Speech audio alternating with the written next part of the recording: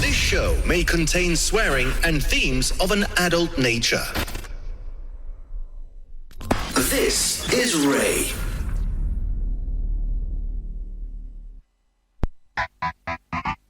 Inside the Cyberpunk Studios on Ray Radio.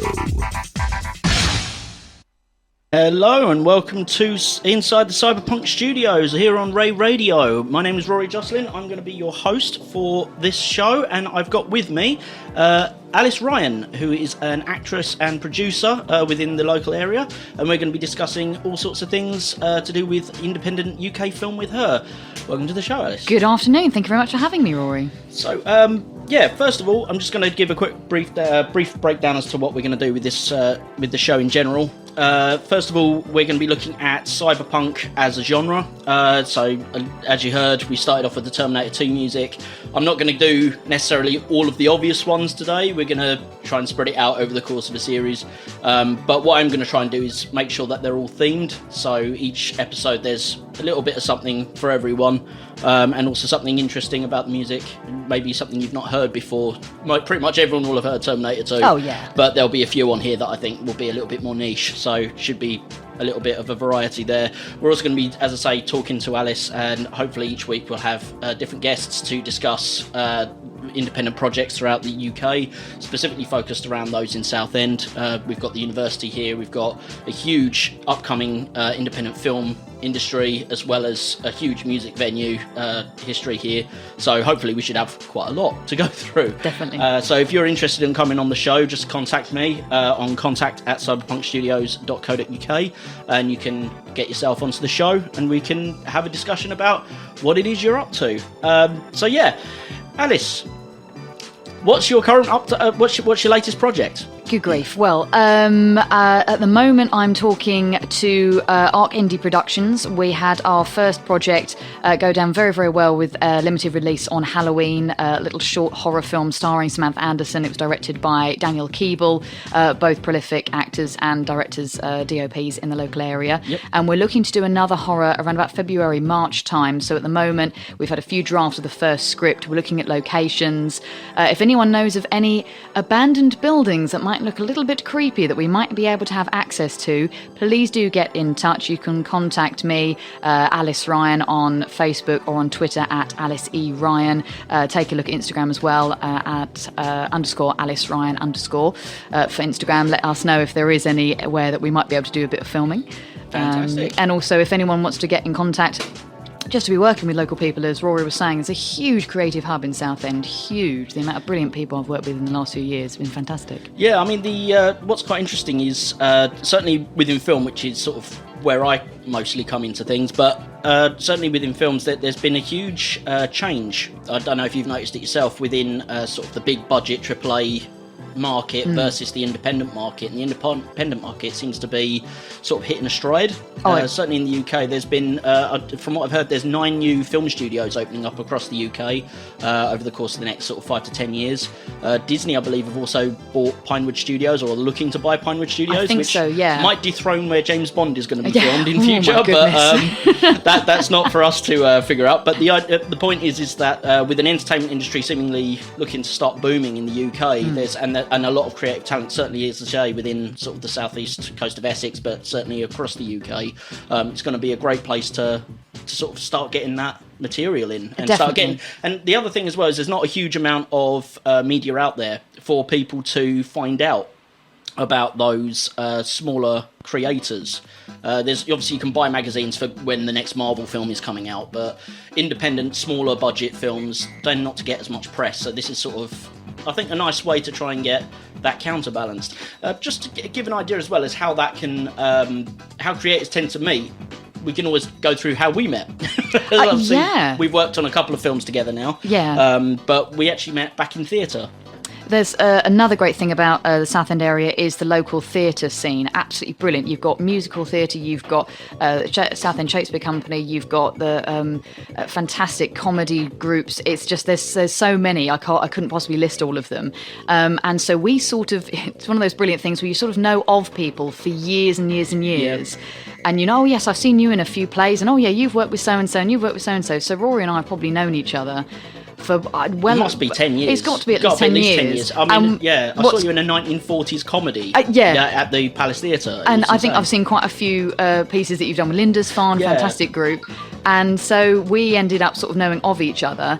And then we ended up filming together on Be Good Films, James Wilshere's first feature movie, X from Hell, which was probably about 2016. Yeah, it must have been about it must be 3 years ago. I just started, And again, it was just a case of, we all turned up and went, oh, hang on, I know you. Oh, I know you. I've met you before. You know so-and-so. And then all those sort of relationships end up sort of rolling together from there. Sam I've known through Southend Shakespeare Company, a little theatre company for Arc Indie Productions. Dan Keeble I've known for years. He's done some of my show reels.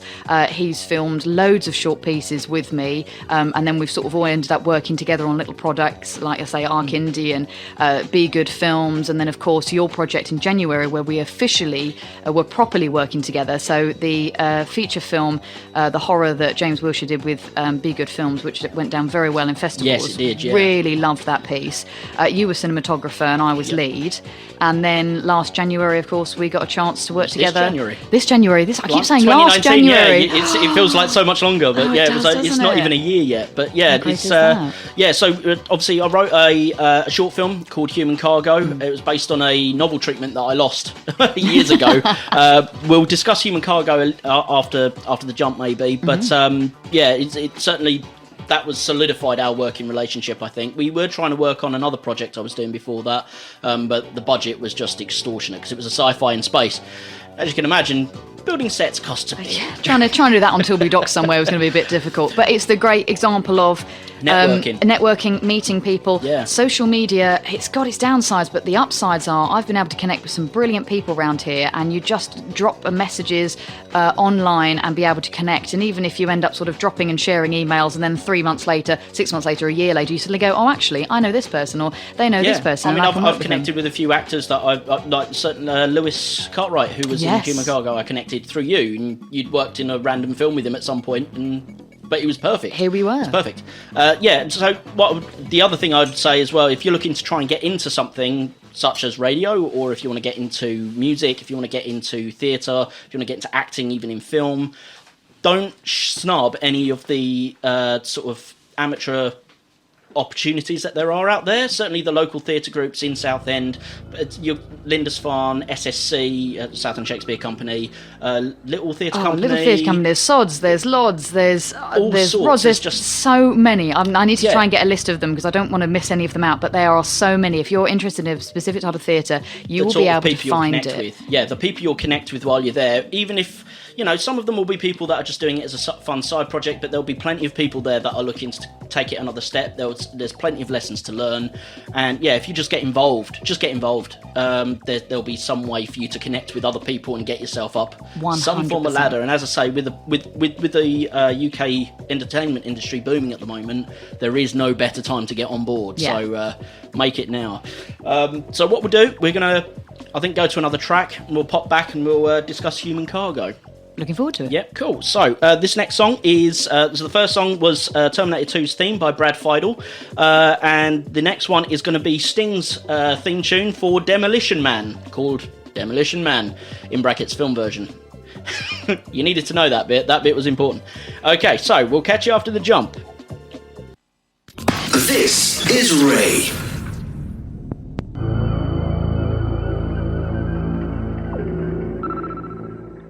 Welcome back to Ray Radio. This is Inside the Cyberpunk Studios with Rory Joscelyne and Alice Ryan. What a good piece of music. Demolition Man. Absolutely brilliant. Had to throw a bit of Sting in there. Oh, it was superb. That's a really good movie. First time I went round to my boyfriend's house, and they had decorations in the family home, and they had 3 seashells sitting on top of the loo. And I came downstairs and I was giggling, and he was like, "Why are you laughing? What are you doing?" Because you've got the three shells. The 3 shells in the bathroom. Yes, he eventually understood, but his dad was cracking up that I actually got the reference. Just absolutely brilliant. Everyone had missed it the whole time. Oh god, it's funny how sometimes something so obvious can slip people by. There was the Human Cargo feature. there's a character in it called Rick Wade, and nobody's noticed this, but there's actually a swear word. You can't say it on air though. We've got to try and figure it out, have we? Hang on a second. What's Rick short for? Yeah. Richard. Yeah. What's another short word for Richard? Oh, there we go. And if you remove the E from Wade. There we go. There we go. Then he also says, my middle name begins with A. A is in. His whole name is a swear word. No one's got it. Everyone's read the script. No one's got this yet. Wait, how many times have we read that script now? About 7. We had a read through for it. They were like, I like this Rick Wade guy. I'm like, you realise that his name is literally, you don't... It's an Easter egg. I love a good Easter egg in a movie. Yeah, exactly. Love a good Easter egg in a movie. Yeah, but it just sums up his character completely. Perfect. But it just sounds quite nice and American as well. Rick Wade. Now, he didn't pop up in the short version of Human Cargo, which we mentioned just before Sting's Demolition Man. No, so to sort of rewind a little bit, sorry, I'm jumping ahead there. Essentially, I got my start in the local area doing theatre. And from the theatre works, I sort of worked with a local guy called Steve McCartney, who mostly does direction productions for Lindisfarne, as do a lot of other people. Obviously met yourself through, I think you were with Little Theatre Company when you did the 1940s play, was it? Or... No, I've done. What did I end up doing? It was I was doing. The problem is, when you say 1940s, I've done loads of period dramas. So it was East Essex Players. East Essex Players, yeah, there you go. Which was absolutely fantastic production. I absolutely loved that. Those guys are brilliant. And then on to with the SSC and stuff. So that's how we ended up sort of. We were saying just before the song. That's how we sort of connected. And knew each other. At that through... point, there was no working together, even like down the pipeline. But we'd both known of each other. Eventually we just sort of connected on that front. So I've done that. I've done some work for Sega, which later on, not in today's show, but there will be some video games connected references. There is actually one on the next jump as well, but I'll come to that in a minute. But yeah, essentially I like video games as much as any other medium, love them, and I worked for Sega doing the Summer of Sonic conventions. I ran it in the years 2012 and 2013, so I've got a lot of background there as well. Came off of that, started doing my own film work, so I actually wrote 2 novels, published those, which was the Imperial Nova, and then once I got those published, moved on to doing film work, and Human Cargo has been my first one. Obviously connected with you doing James Walsh's Film X from Hell, worked with you for a day on Sisters as well, which was another film by James Walsh. That was great fun. Yep, and then got on to doing my own work, and I've also helped, like Dan Keeble came on, who I'd never met before, but you knew him from other productions. I had met him once or twice actually, but I'd worked with him on Peter Finley's film, Not Yet the Hero. Yes, that went down very well at Southend Film Festival. That was a very good film. So essentially that's how I built towards where I'm at now. So with Human Cargo, the short film that we did didn't have this character of Rick Wade in it because we didn't need a villain. It was only a 15-minute piece for festivals.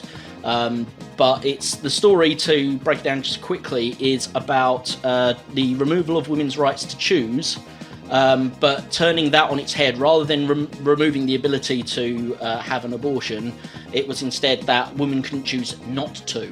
And through a system where they were basically trying to control population levels. And you'd see the flip side of that, where and again, it was very clear that it wasn't an anti-abortion film.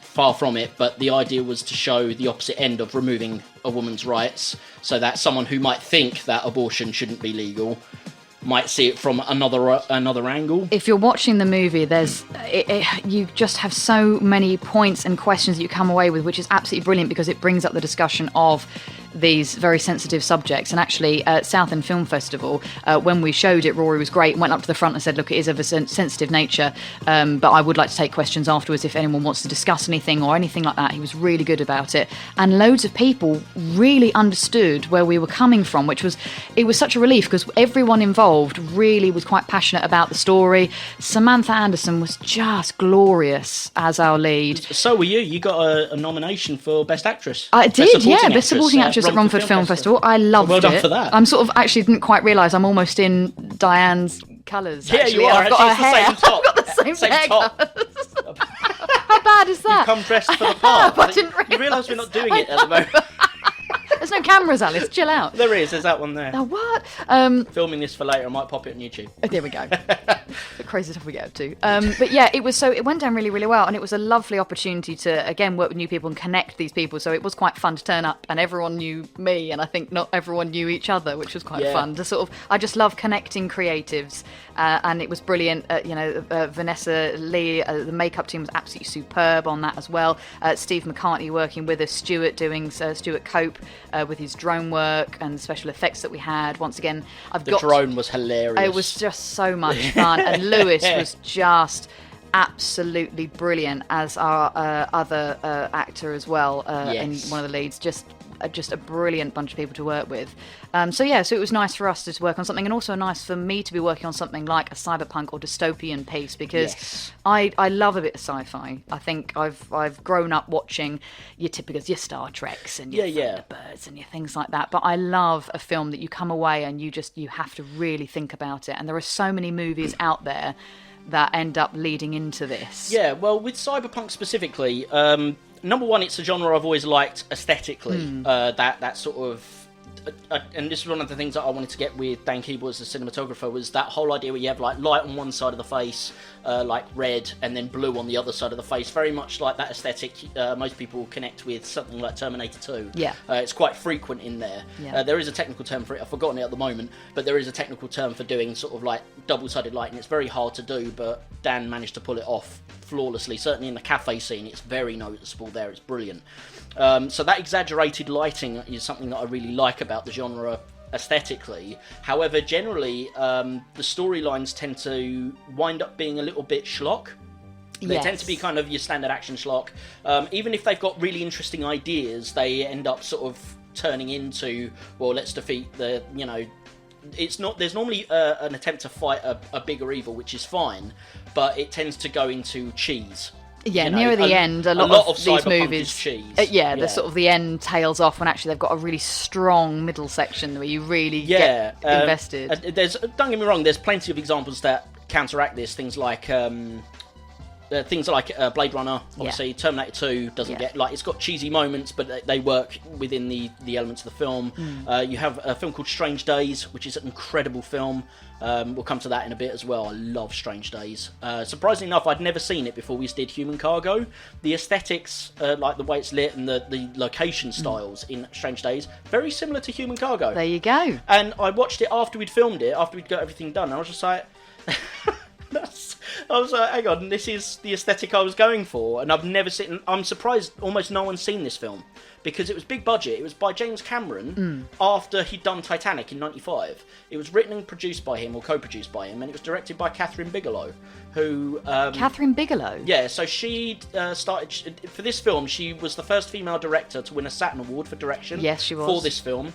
And then later on, in the 2000s, she got a lot more first female director in For the Hurt Locker. Yeah. So she'd been setting records for like 20 years. But yeah, it's sort of one of the first ones she got was, probably not the first, but one of the first she got was for Strange Days. But it's almost never heard of. It's big budget, it's an incredible film. There are some things that I'm about. There's a bit where a woman's trying to attract a guy in his mind. Like they wear these things on their heads to look into another life. No, and she's I don't. trying to attract this woman's trying to attract this guy, and it's like me and my girlfriend were watching it, and we're like, bit try hard, love, because there's a bit where she's got her top off, and then she runs to the bathroom and quickly splashes water from the sink over her chest, and you're like, it's a bit try hard, love. Come on, guys. I think that was. Come on, if that's 1% of this fantastic movie. What's interesting though is I think that's.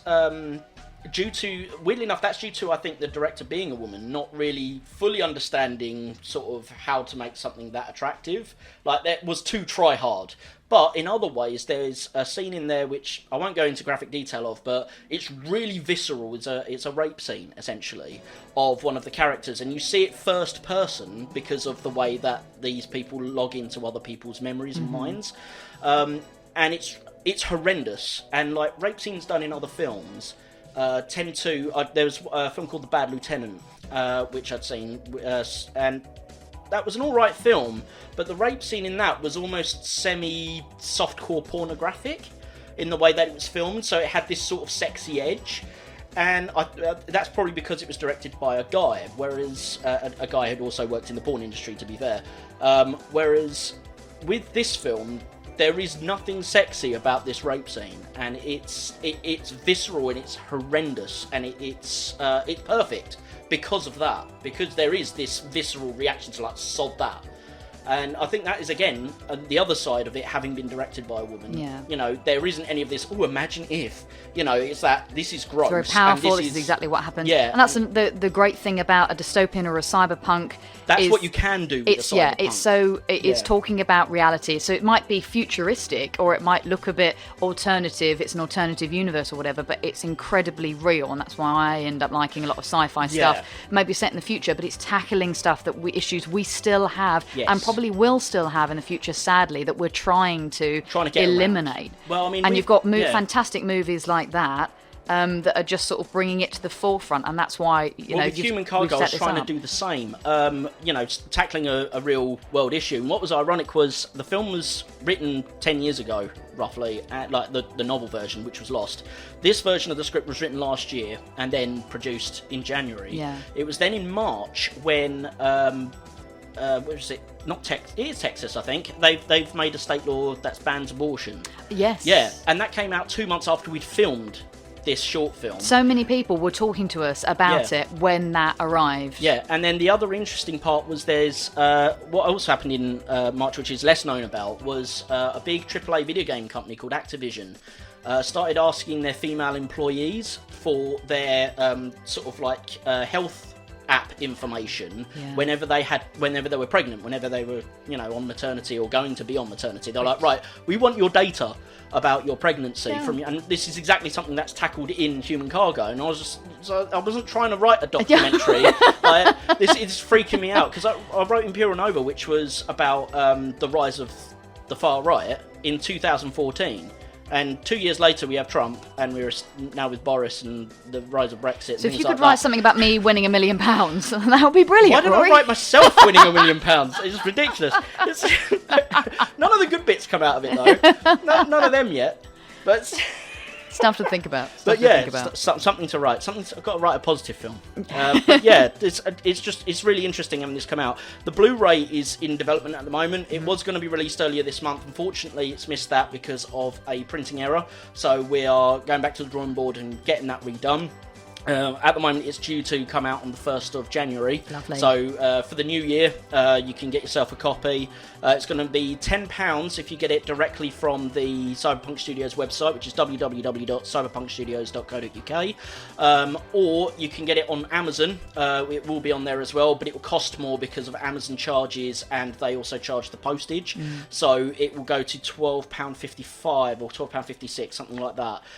So if you want it a bit cheaper, get it direct through Cyberpunk Studios. However, if you want to have the security of going through Amazon, then you've got that option. It's just going to cost a bit more. We'll probably be talking about Human Cargo again, obviously, because the cyberpunk theme of this particular episode, it was a piece that we both worked on. If you want to learn any more about it, do check us out on Twitter at Cyberpunk Film, Facebook as well, Cyberpunk Studio. No, that's actually Cyberpunk Film as well. Cyberpunk Film, sorry. So facebook.com/Cyberpunk Film, Twitter at Cyberpunk Film, and Instagram at Cyberpunk Studios.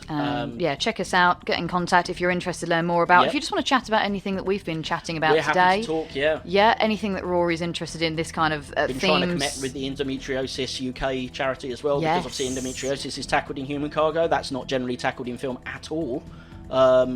It's something big things that aren't tackled generally in film. That's why trying to do it in a cyberpunk, which normally is known for cheese.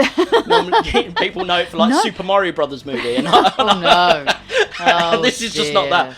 It's just not. Ironically, another project I'm working on. There we go. We'll come back to this after the jump, at the moment we're going to put you on to Welcome to My Mind by Psychosonic. Now this is the one that's got the slight game reference. The reason that I'm putting this one on is it's a tune that was used in a cyberpunk video game on the Super Nintendo, or the SNES as some people know it, or SNES in America, and which was called Excalibur 2097, and people thought it was a rip-off of the theme to Mortal Kombat. But it came out a year before the Mortal Kombat movie. So I don't know if it's in coalition with that, or if one were ripped off the other, but it's very similar. It's got the same sort of beats, but then that's generally house at the time. So yeah, we'll pop that on and we'll catch you after the jump. This is Ray.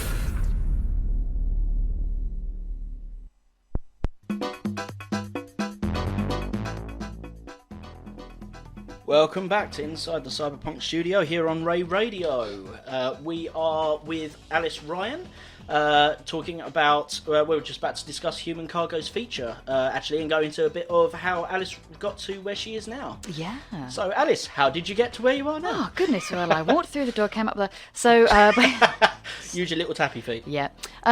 Goodness. I've been very lucky. I keep pushing how much there is a creative hub in Southend and the Essex area, and it's incredibly true. I was performing at Ridley Studios when I was about 8 years old, doing after-school drama, met some fantastic people, learnt a lot of things, and just loved it so much that I continued doing it at school. Belfast High School, I was performing, doing all of their sort of productions, as well as studying it, A-level, GCSE, all that kind of jazz. Met some fantastic people, was doing local Amdram as well in the area, so learning more about my craft and things like that. And then I ended up studying at Anglia Ruskin in Cambridge, learning all about really alternative forms of theatre, really incredible Marina Abramovich, all these fantastic performers, and just learning about subjective performing as well. From there I studied at Rose Bruford University in Kent, went on to do the course there with some fantastic people who I'm still working with, which is rather lovely. And yeah, so I basically ended up sort of continuing with the performance work, but knowing that I would have to do a few more creative bits and pieces alongside it. So I ended up falling into retail to pay the bills. It's got to be done. But again, the great necessary evil, unfortunately. It's got to be done. But the great thing is, anything creative, you can do it whilst you're working on other bits and pieces. So I was still performing, I was still doing theatre, I was still able to do voice work, radio work. I've now been working in radio for a long time now, BBC Essex, Time 107.5. Southend TV? Southend TV. Yep. I was working with Jeremy Singer and the team there, working for a company called Imrix that do all the traffic and travel presenting, so my voice can be heard up and down the country at the weekends talking about the M25. The M25 anti-clockwise, looking slow between junction. Oh, gold. There we go. The A127 is slow again in Southend. So yes, that's how I ended up doing sort of the day job, in inverted commas, ended up being into radio, which is quite fun because when I was a kid, I used to have the radio on getting ready to go to school, and I always thought what I would love is to have radio support the acting, and that's exactly what I'm doing. So I was took the leap, dropped the full-time work to then do freelance, which can be very tricky. It's feast or famine, as someone I know once said. Definitely. Lots of work, nothing. Lots of work, nothing. Lots of sleep, no sleep. Lots of sleep, no sleep. And so it's then given me the opportunity to be able to work up and down the country on short films, independent features, voiceover work, corporate pieces as well. So if you are looking to do any form of acting work or going to anything, universities, certainly look at the options there. But alongside it, whilst you're auditioning to get in, you can do so many different things and you can apply for so many different things. Another thing I would also say is extra work is great fun. You don't put it on your CV because it's just something that you end up doing. They tend not to pick it up. They don't really, they don't really like it professionally wise, but you learn so much. And actually what you end up doing is learning what not to do on a film set.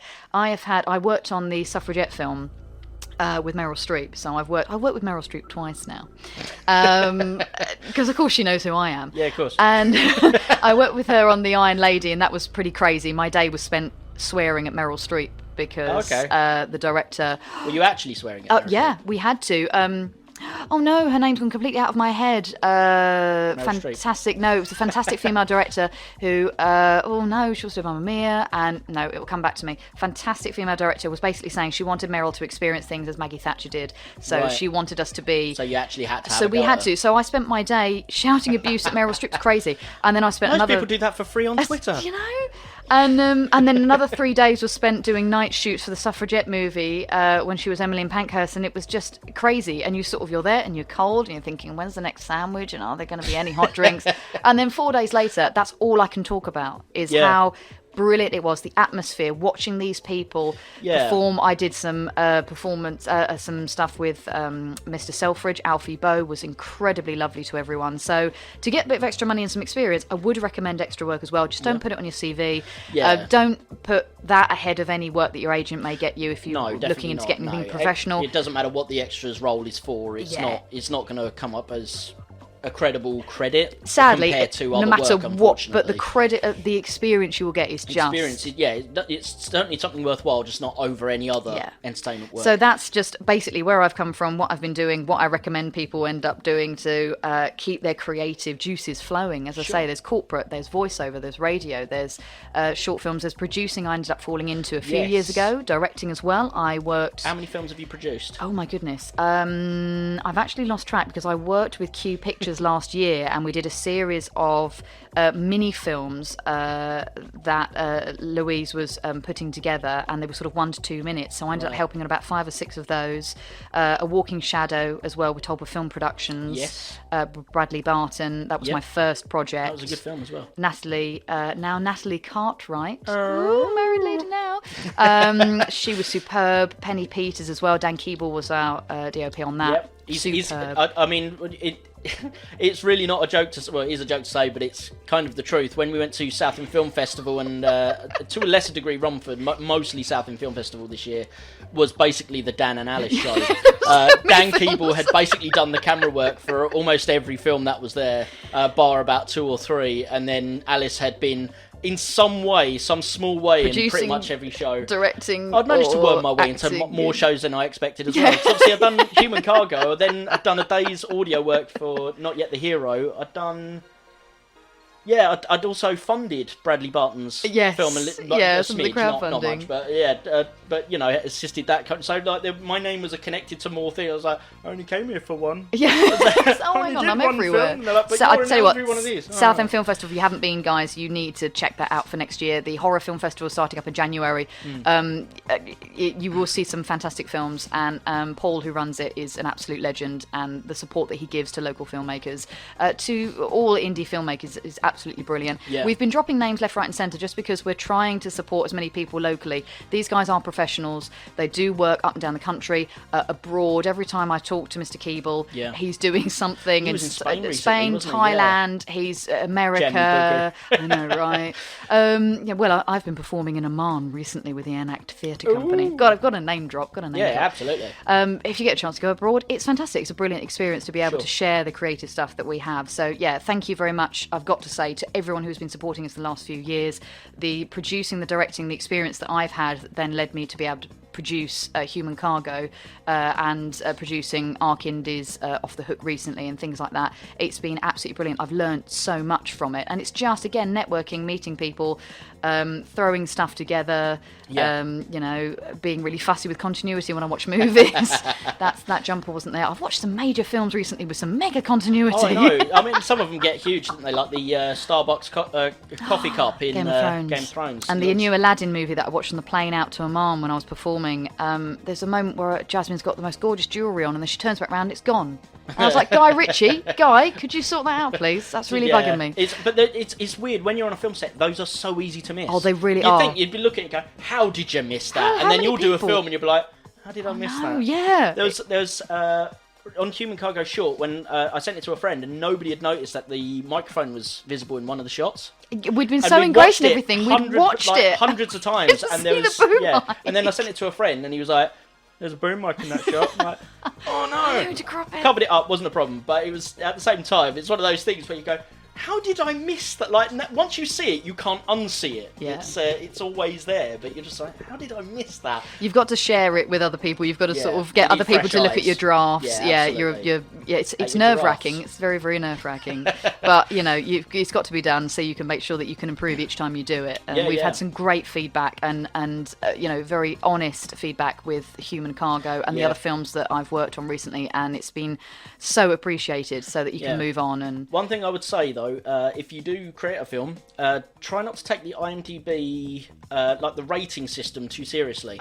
The reviews, fine, so long as they're obviously relevant to the film. Yeah. We've got 2 10 out of 10 reviews on IMDb for Human Cargo, which obviously I'm not going to do them down. They're great.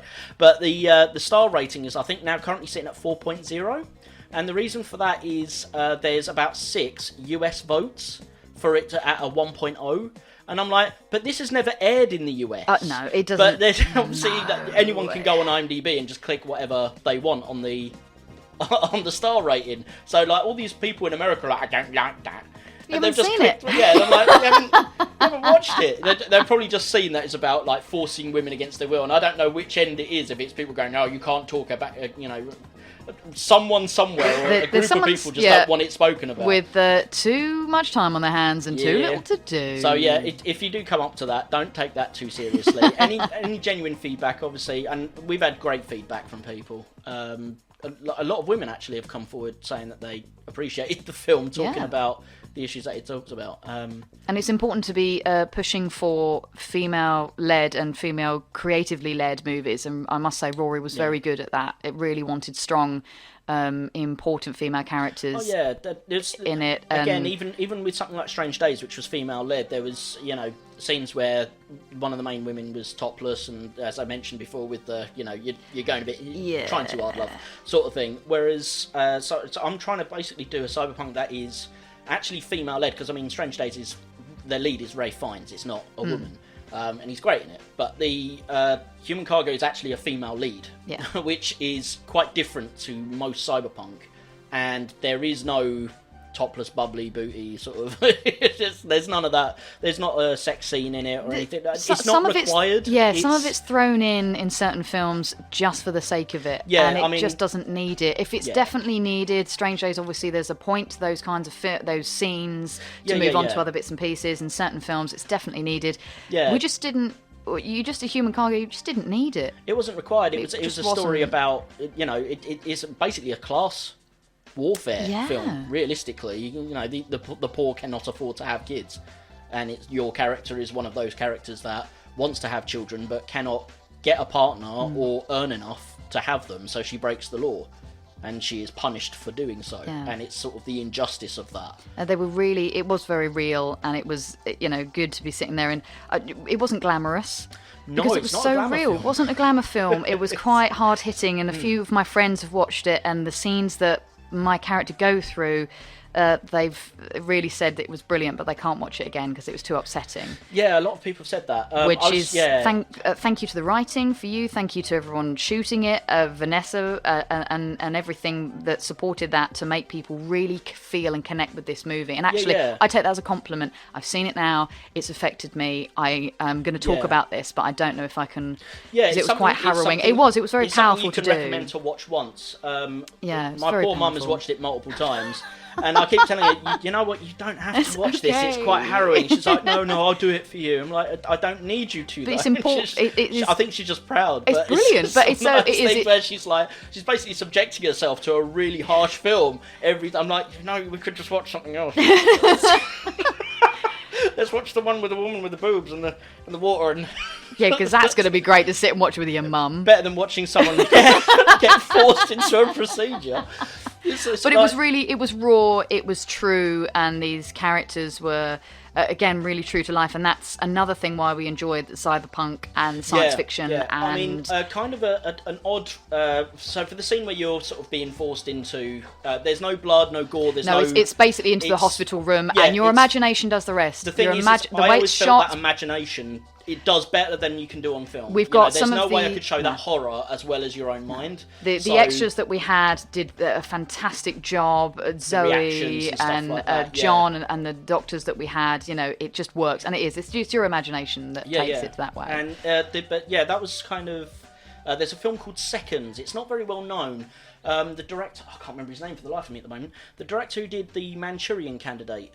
In the 1960s, I can't remember his name. He did, basically, I haven't seen The Manchurian Candidate, ironically, but it was one of a trilogy of films he did that was sort of about, they were kind of, I suppose, early cyberpunk before that was a thing, in the 60s. And they're all black and white. I believe the Manchurian Candidate is black and white, but the second one was what was it, 7 Days in May? Yeah, 7 Days in May. Yeah. And which is a great sort of political intrigue drama about a military takeover of the United States and how it would go in a realistic fashion. And what's weird is when you watch it now, it's kind of like it's a very out-of-date film. But what I didn't realise until I looked it up was that there was actually like sci-fi tech in it for the era, but it's so subtle that it's like they have like video conferencing and stuff like that, which wasn't accessible at the time, but it's done so well that it's believable. And when you look at it, you just think that must have been there at the time, but it didn't exist. Oh, that's brilliant. And it's so that's really good. That really helped me with trying to get like mix the cyberpunk and the dramatic sort of nowadays edge in Human Cargo. Yeah. And then Seconds, which was the follow-on feature to that third of the trilogy, it's quite different. It's not a political intrigue like the previous two. It's about a guy who tries to reincarnate, and as he goes through doing that, he, basically at the end, he makes a decision that he wants to go through it again because it doesn't take. And they go, yes, we'll do that for you as soon as we find a donor. And it turns out he then becomes a donor for someone else. And the ending of that is harrowing. It's very much that whole, he's strapped to this bed. He's got like a gumball sort of thing in his mouth to try and keep him quiet, and he's screaming through this gumball, and you see the drill come into his eye in first person, and it just sort of bleeds out into the end. And it stars Rock Hudson, who was kind of a pretty boy of the time. At the time, people didn't know he was gay, but it came out afterwards that he was. But essentially, he was considered just a pretty boy actor, and that was one of the films he did where he went against the pretty boy thing. He was very good looking, but it was a role that required a lot more depth. I think the middle bit was probably the weakest part of that film, because the beginning and the end is just really striking. It's nice to see actors being given a chance to do something raw like that. Every time I see someone who's just constantly doing comedy, I'm like, I want to see them in a horror movie. That's I want what to see them Leonardo doing something different. did, wasn't it? It's like he was the pretty boy from Titanic, Yeah. and that was basically all he was going to be. Yeah. And then he Not went out of his anymore. way. Yeah, well, he went out of his way to find the roles that didn't put him as the pretty boy, and that seems to be the only way out of it. Because I know Daniel Radcliffe's tried to do the same sort of thing since leaving. Yeah, not bad Harry Potter. actually. Yeah, it's very, very good. It seems to be, if you're going to be the pretty young boy, the only way out of it is to try and do varying different stuff on the other end. You can't continue to be the pretty boy into your 30s because people just don't buy it. They don't hire you for it. It seems to have a cut-off. Well, you're saying pretty boy. This is definitely for another episode where we can talk about this. For women, that's even worse for the cut-off point. Yeah. Even lower, even whatever. So it's nice when they do get a chance, when everyone gets a chance to try and do something completely and utterly different, away from their typecast, essentially. Which is, again, going back, I hate to cycle back, but Human Cargo, Sam Anderson's character is not a young character. She's not old either, but she's sort of late 30s, 40s. And you don't end up seeing a lot of stronger women of that kind of age on screen because for some bizarre reason they sort of disappear. Yeah, and if they do, they become the old woman. Yeah, there's no the case in there's no bit in the middle. Yeah, it's like as soon as you hit 30, 35 at a stretch, you're an old lady. Yeah, thanks. No, there was at Pro Wrestling on Twitter. Oh, you introduced me to. Superb. If you are an actress of whatever age, also the 98% I can recommend as well. They tweet some hilarious stuff, and it's castings that are utterly ridiculous. It's requests from directors that are utterly absurd, and it's things like woman age 27, old lady, and then or boyfriend and girlfriend, and the boyfriend has a 4-page description of what he is, and the girlfriend has to be 10 years younger and she's pretty. Yeah. And it's like, how can I apply for a job when it just says pretty? Yeah. And it's just try and act pretty. It's very tiring trying to find decent meaty roles. Those are roles. the worst ones. Like some of the descriptions of these are like, you look at them and you're like, how did you write? Like, how and who? Do you remember when we first started doing? Like, I'd asked you to produce Impure and Over for me, and I was struggling with female roles. I was like, I want to make sure that they're not written stereotypically, but I want them to have depth, but I don't want them to come across as just being a guy. In personality. I was trying to find that niche. Human Cargo sort of. That's removed that fear from me now because I think I'm pretty good at it. It really worked. But with Imperial Nova, I was like, I just want to make sure that this is all right, and that's when you showed me pro wrestling, because you were like, look, you don't have to. As long as you don't do any of this, it's absolutely okay. It was just insane. I was looking at it going, oh my, I didn't know. I didn't know. Like, but some of these Yeah. roles, it's just like, you're going to be a sexy cat lady, and you just need to walk around the office, and you're like, but this isn't even a film. This is just What around is someone's this? office. This is not an acting role. It's What is this? utterly crazy. So to Some have people certain are roles, mental. and it's also like, you know, female directors. There aren't people that just aren't aware of these fantastic women that are working so hard. It's the irony of, like, Catherine Bigelow is, thankfully she's quite well known now because of The Hurt Locker, but But she was doing stuff she was way doing beforehand. phenomenal stuff like and- 10 odd years before that, and like with James Cameron, one of the biggest directors of all time, and she's not known on the same level, I would say, certainly not within the UK, hopefully maybe more so in America, but yeah, just very strange. And just cyberpunk don't get that level. sci-fi, I think, The fact helps. that she helmed that as well. Yeah. That was the other thing. She's done a cyberpunk. She'd which already is, done this sort of thing. Tried but to break that mold. It does end up breaking that mold, and it's like Ridley Scott with Alien. Yeah. And everyone going, no, we can't, woman, don't be ridiculous. That's not going to get us any money whatsoever. Bam, one of the biggest science fiction horror movies of all time ever, and it's utterly superb. Yeah. And I think that's probably for another episode, talking about women within film and stuff. But we end up creating our own stuff. We end up working with other people and just making your own stuff and working with other creatives to. Yeah. If you don't see it in media, try and be the change Make you it want yourself, to see. yeah. Yeah, that's essentially what we're trying to do. Yeah. And come along with us, because it's going to be great. After the jump, we'll run through a 10-question thing with Alice, and then she's got to be going because she got life to get on with. Gotta go. But yeah, we've basically based on the 10 questions on Inside the Actors Studio, but slightly changed so that they fit in with what we're doing a little bit more. But that'll be after the jump. Before then, we've got While the Earth Sleeps, which is by Deep Forest and Peter Gabriel, which is the main theme tune to Strange Days, it's a phenomenal track. You're gonna love it, and we'll see you after the jump. This is Ray. Welcome back to Inside the Cyberpunk Studios here at Ray Radio. Yes, I did cock that up, and that's my fault. The problem is, we love a good chat about film and TV. Yeah, we and just got into one. Oh, hang on, press some buttons. Hang on. I also buttons. Got Peter Gabriel doing a house track there. What was that track from? Stranger Days. From Strange Days. Yeah, it's a great film. You can get it on Blu-ray actually. So like if you've got that facility, I would really advise it.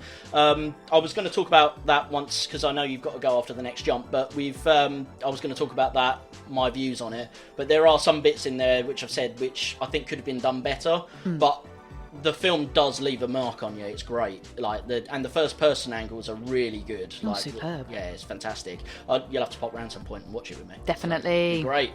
Movie night. Can't go wrong with a movie night. Film night with Rory and Alice. Ta-da! On Ray. No. You know.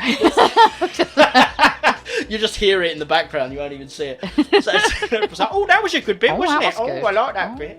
So yeah, what we're going to do now? We inside the actor studio. You may or may not be aware of it. Anyone who's an actor is probably aware of it. In America, there is a show called Inside the Actors Studio. Obviously, our name is a pastiche of that. And it's essentially they bring on actors, sometimes directors and things like that as well, but usually actors to discuss their craft. And they have an audience of students who want to learn from the master. And yeah, so at the end of a show, they will always ask the same 10 questions. We're going to do the same sort of thing because Alice has to leave after the jump. We're going to do it now, and then I'll be discussing my views on the film Strange Days with you, since I've mentioned it up to amount of times. You're probably going, what the hell even is this film? So I'll discuss that with you in a bit. So yeah, the 10 questions. Are you ready for this, Here Alice? we go. Yeah. Bring it on. She hasn't been prepped with these, by the way, so she's going to have to make it pull up. her finger out. Yeah, well, they're general questions and answers, so you should be all right to answer them. Should be all right. Yeah, you've not had any time to prep.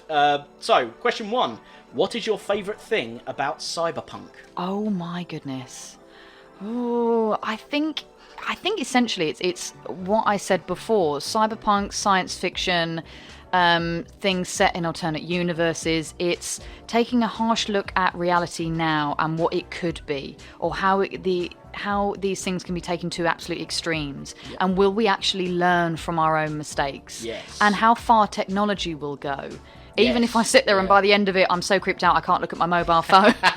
You turn all the lights off because you think, the TV's out to get me. Ooh. Alexa's listening. Oh my my goodness. Alexa is the big one, isn't it? But it's so, that's the kind of thing that I absolutely love, and the educational side of it. Sure. It's absolutely superb. Brilliant. And question 2, what is your least favourite thing about Cyberpunk? Oh, now that's going to be tricky. Obviously, this doesn't have to apply to every single Cyberpunk film. It can be something that you notice as a trope. Obviously, I mentioned cheese generally.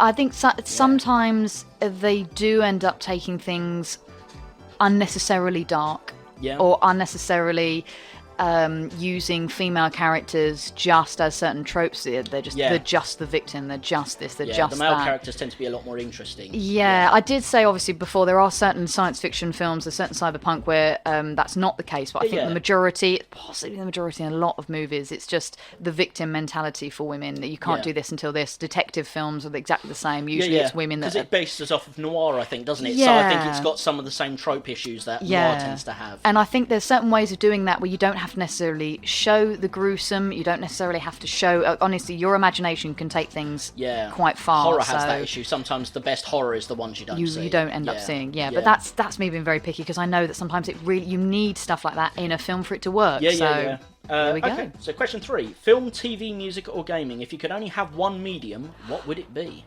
What? Film, TV, music or gaming. So you can only pick one of the 4. Oh no. This is really tricky. Okay, so I'm not a gamer, so gaming's gone. So you're happy to get rid of gaming. So happy to get rid of gaming. Film, TV or music? I work in radio, but I don't know. I think I may have to stick with film and TV, and now I've got to narrow it down from there, I think. Yeah, film, TV?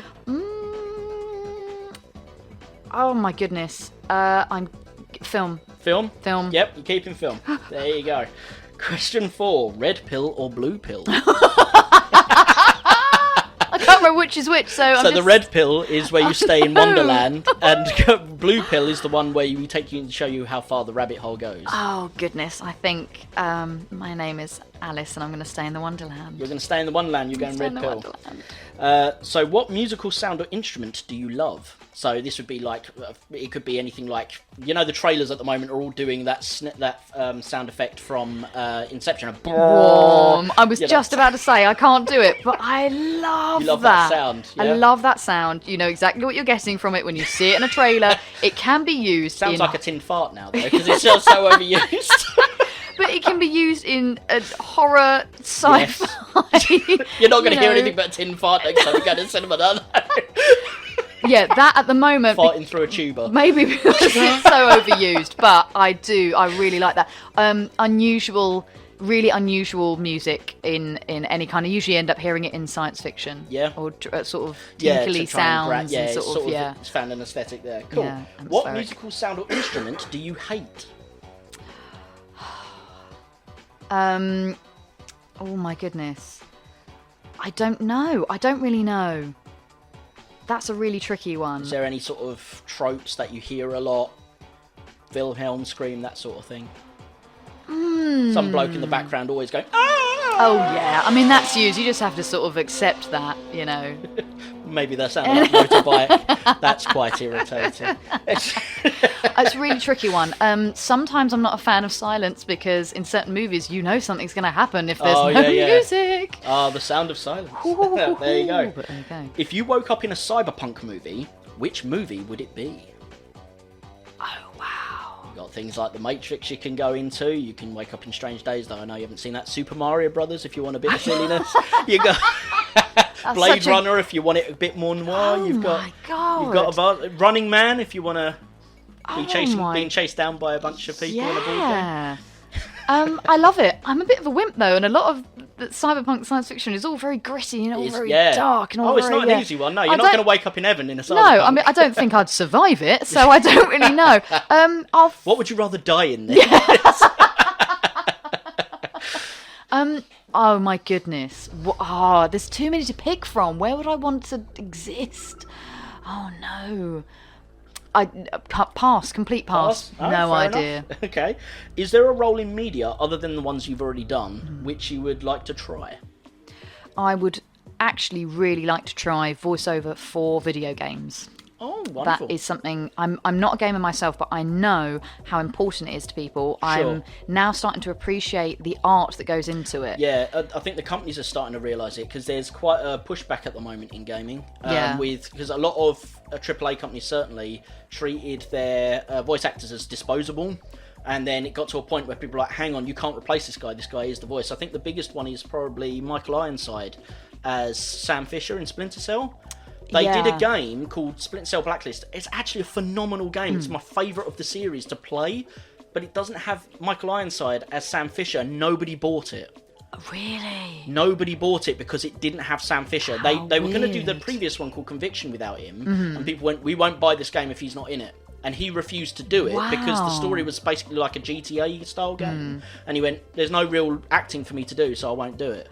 So they went to him and, what would it take for you to actually do this role? Because we need you to sell it. And he went, I want you to rewrite it so that there's actually some acting I need to do. So they started the whole game process from scratch to accommodate Michael Ironside, because the game just wouldn't sell. Then they went, right, this is going to be his last hurrah. We've given him a big game. Then we're going to do Blacklist. We do it without him. It's fine.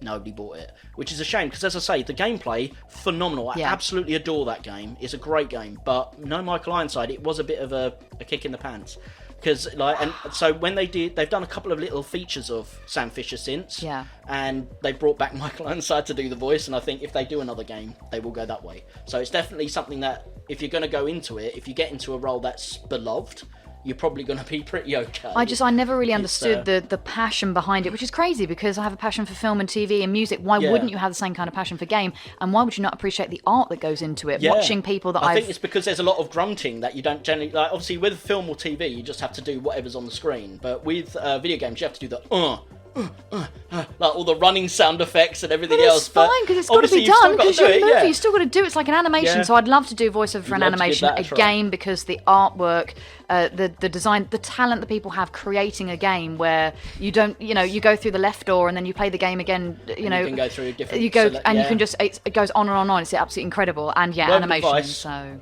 as much as I love the series, and I funded Shenmue 3. Don't take your cues from Shenmue. Okay. It's famous or infamous for its voice acting. Yeah. I'm looking for some sailors. Okay, all right then.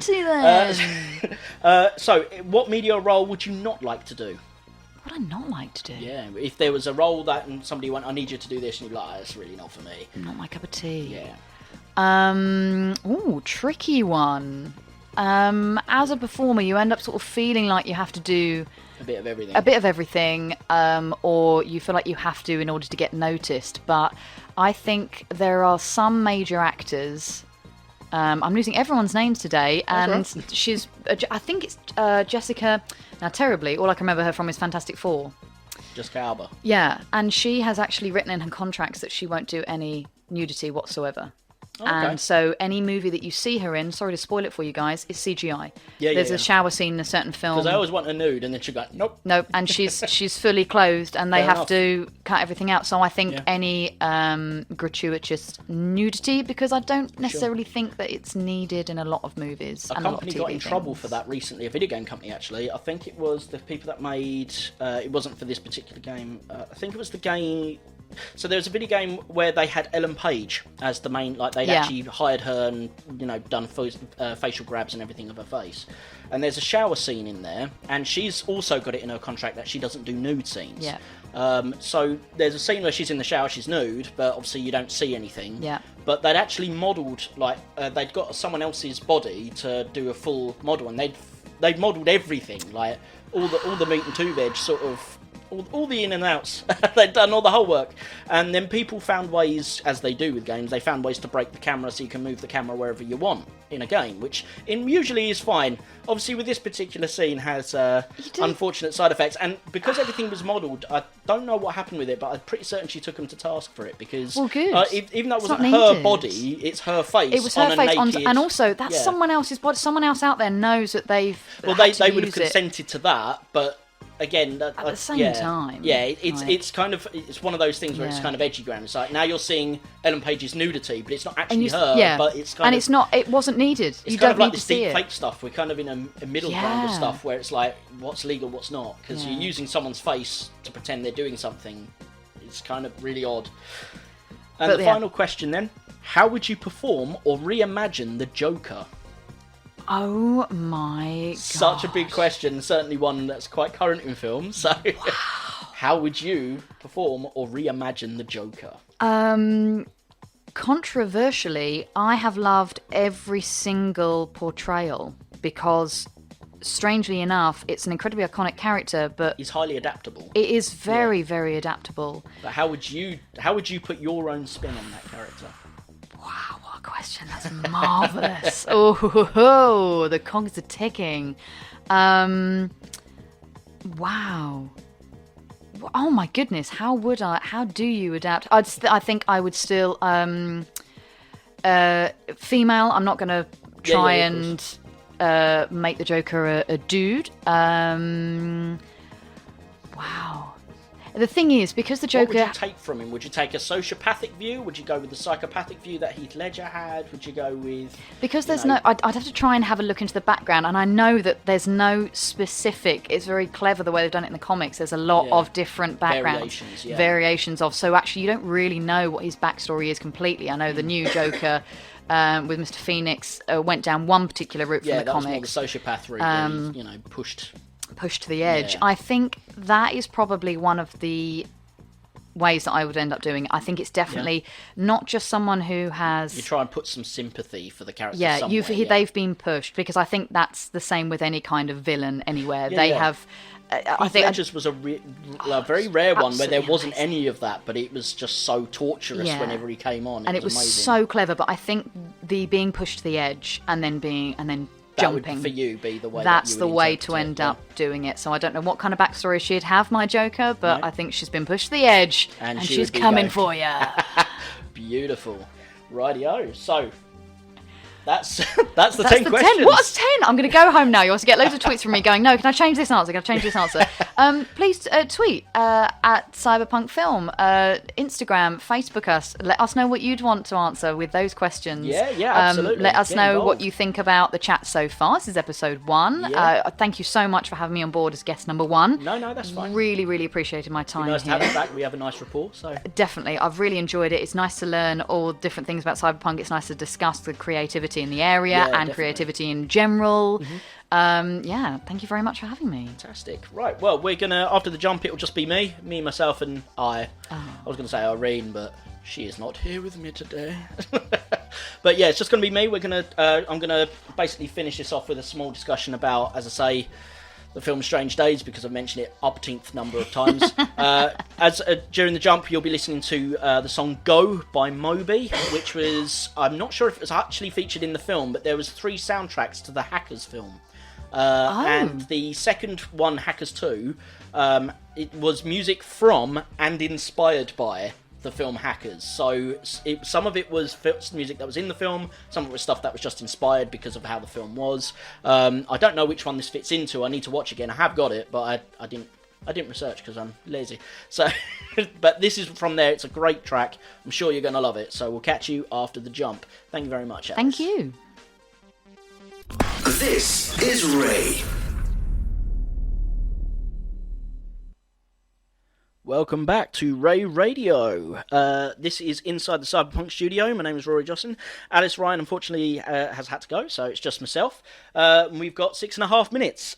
So in that time, I'm just going to reel off a little bit about my thoughts on the film Strange Days and why I would recommend it for anyone who's into Cyberpunk to actually give it a listen. So Strange Days, as we spoke about before, written and co-directed by James Cameron, co-produced by James Cameron and directed by Catherine Bigelow. The story is essentially about a very near future where the CIA tried to create a new form of wire for essentially listening in while spying. It gets onto the black market, and basically what it is they call it like the squid, and it's like this squid-looking thing that they put on their head, and it goes straight to your cerebral cortex, and it records whatever you see and hear. and then it saves that to what is essentially a mini disc. And then you can play the mini discs back while wearing the squid to relive memories. And this goes onto the black market as a form of basically people reliving it as a form of media. And the film opens up in this amazing sequence. It's again, when you watch things from the squid, it's all first person because it's essentially what they're seeing. And you see this blunder of a robbery of a Chinese shop. By these guys. There's like 4 or 5 guys in the van. The guy obviously puts the squid on. As he looks up, his mate hasn't got his mask on. He's like, dude, put your mask on, for crying out loud. And they're trying to rob this, essentially, this Chinese restaurant. They go in there, give him the money, blah, blah, blah. And then the police come along, and you just follow this guy as he tries to make this crazy dart up a staircase and tries to make a jump across a roof. It's really visceral. It really grabs you. Like I keep saying the word visceral, but it really is. It really just grabs you and throws you. Every time you watch that sequence, you're driven with the action. The film is a little slow, certainly in the first section, but so just deal with that for a bit. I think the main negative to the film is that the romance doesn't feel 100%. Ray Fiennes' character is very different to what he normally plays. He's quite a cowardly character. But what he's doing is he's trying to sell these new forms of media. And he comes across this horrendous rape and tries to solve the case. But he's basically besotted with his ex-girlfriend, and he watches memories of them together from his own recordings. Those memories tend to come down to just sexy time, which is a bit of a shame, because I'd much rather than because you've got the rape element in there, which is really striking, really does work well, and it's horrendous to watch. I would have preferred that the romance element was an actual romance rather than just, oh, here we go, we're going to have sex today, great, after roller skating. I'd have preferred more genuine romance there. But other than that, the story, the style, it's got Skunk Anansie in it as well, doing a live gig, which on the Blu-rays and surround sound sounds absolutely incredible. I would recommend it. It's definitely a lost gem, and one that almost nobody I know has ever seen. So definitely worth picking up, definitely worth a watch. Ray Fiennes in a very rare role, and Skunk Anansie if you're into that sort of thing. So yeah, I absolutely love that film. Made in when was that made? That was 1995 that film was made. So as I say, just after Titanic, one of the biggest films, big budget, and unfortunately it seems wasted on audiences. So, thank you very much for tuning in. We're about out of time here on Inside the Cyberpunk Studio, again, on Ray Radio.